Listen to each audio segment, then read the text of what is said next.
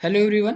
अर्थव्यवस्था के वर्गीकरण के अंतर्गत अभी हम इसके पहले लेसन में देखा था सरकार की भूमिका के आधार पे पूंजीवादी, समाजवादी और मिश्रित।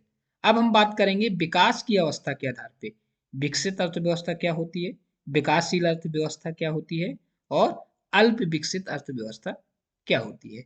ठीक है, तो आप यदि पहले का लेसन नहीं देखा हो कि गवर्नमेंट की भूमिका रहेगी, हस्तक्षेप गवर्नमेंट करती है या नहीं करती, उसके आधार पे कैसे बांटा जाता है विभिन्न अर्थव्यवस्थाओं को, तो आप देखिए। और अभी हम देखेंगे विकास की अवस्था के आधार पे। तो सबसे पहले बात करें विकसित। कोई भी अर्थव्यवस्था विकसित कब कहलाएगी?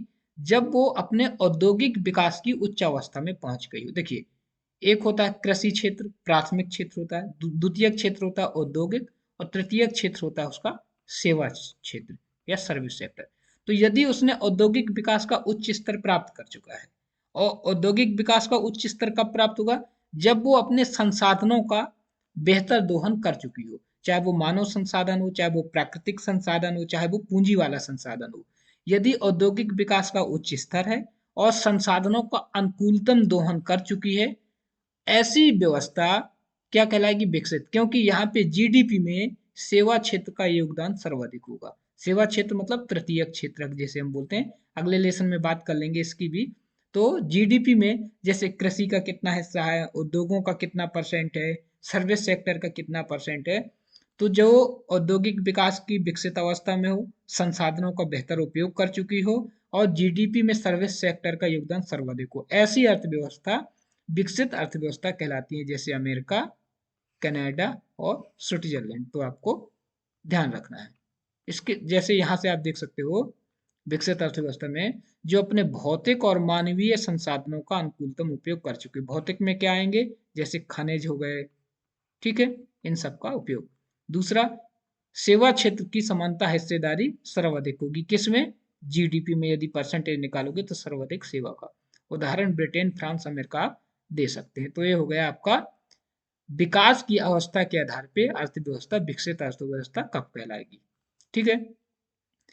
भौतिक और मानवीय संसाधन का अनुकूलतम उपयोग का मतलब ये समझिए कि जितनी उसकी जनसंख्या है, सबको स्किल किया हो, सबको बेहतर रोजगार मिल रहा हो, सबका जीवन स्तर अच्छा हो, जो औद्योगिक कारखाने हैं उनका उत्पादन क्षमता अच्छी हो, बेहतर क्वालिटी हो, ठीक है, और बेहतर उपयोग कर रहे हो संसाधनों का। दूसरा अब बात करेंगे हम विकासशील। विकासशील क्या है? जो औद्योगिकीकरण की प्रक्रिया अपेक्षाकृत थोड़ा देर से शुरू हुई। जैसे भारत आजाद हुआ तो चीजें लेट हुई यहाँ पे। तो जहाँ पे औद्योगिकीकरण की प्रक्रिया लेट हो, जब औद्योगिकीकरण की यानी उद्योगों का विकास ही लेट शुरू हुआ है, तो वहाँ के जो भी संसाधन है, चाहे वो मानव संसाधन हो, चाहे वो पूंजी संसाधन हो, चाहे वो प्राकृतिक संसाधन, उनका दोहन अपेक्षाकृत धीरे होगा, या अपेक्षाकृत जितना होना चाहिए था उतना नहीं हो पाया। अपेक्षित दोहन संभव नहीं हो सका। यानी विकासशील देश ऐसे देश जो किसी भी वजह से, चाहे वो गरीबी रही हो पहले, चाहे वो स्वाधीन न रहे हों, मतलब गुलाम रहे होंगे, तो वहां पे औद्योगिक विकास की प्रक्रिया धीमी होगी, और उनके द्वारा जो संसाधनों का उपयोग किया गया है वो अपेक्षाकृत उनका दोहन कम हुआ है। और यहाँ पे जीडीपी में कृषि का हिस्सा घट रहा हो लगातार, जबकि औद्योगिक क्षेत्र का और सेवा क्षेत्र का हिस्सा जीडीपी में बढ़ रहा हो। और ये जीडीपी ना समझ में आपको आ रही हो तो जीडीपी वाला लेसन देखिए, तो आपको क्लियर हो जाएगा ये जीडीपी क्या होता है। तो यदि जीडीपी में औद्योगिक और सेवा क्षेत्र का हिस्सा बढ़ रहा है, औद्योगिकीकरण की प्रक्रिया देर से हुई लेकिन अब बढ़ रही है, संसाधनों का दोहन पूरी तरह नहीं हो पाया लेकिन इसमें भी संभावना अब धीरे धीरे बढ़ा रहा है, तो वो विकासशील अर्थव्यवस्था में आता है। इसमें मुख्यतः भारत, चीन, पाकिस्तान जैसे देशों को रखा जाता है, लेकिन अब भारत बहुत तेजी से आगे बढ़ रहा है, विकासशील से विकसित की ओर बढ़ रहा है। तो आपको ध्यान रखना है। या आप यहाँ से देख सकते हैं विकासशील में क्या है? जहाँ प्राकृतिक और मानवीय संसाधनों का प्रयोग विलंब से प्रारंभ किया गया है, और तकनीकी विकास भी देर से हुआ है, या तकनीकी पिछड़ेपन के कारण इन संसाधनों का अनुकूलतम दोहन नहीं हो पाया है। मतलब जितना दोहन होना चाहिए था उतना नहीं हो पाया है। इस अर्थव्यवस्था में प्राथमिक क्षेत्र की हिस्सेदारी कम हो रही होती है लगातार, और उद्योग तथा सेवा क्षेत्र की हिस्सेदारी बढ़ रही है। भारत इसका बेहतर एग्जाम्पल है। तो आपको ये ध्यान रखना है विकासशील अर्थव्यवस्था के बारे में। अब यदि बात करें अल्प विकसित अर्थव्यवस्था, ये भी बहुत महत्वपूर्ण है। अल्प विकसित है यानी बहुत पीछे है, यहाँ पे विकास का जो आरंभिक चरण है, अभी विकास जहाँ शुरू हुआ है वहां पे आप चाहे किसी भी प्रकार का संसाधन ले लें, प्राकृतिक संसाधन, मानव संसाधन, पूंजी संसाधन, वहां सब कुछ बहुत पिछड़ा हुआ है, दोहन हो ही नहीं पाया वहां पे।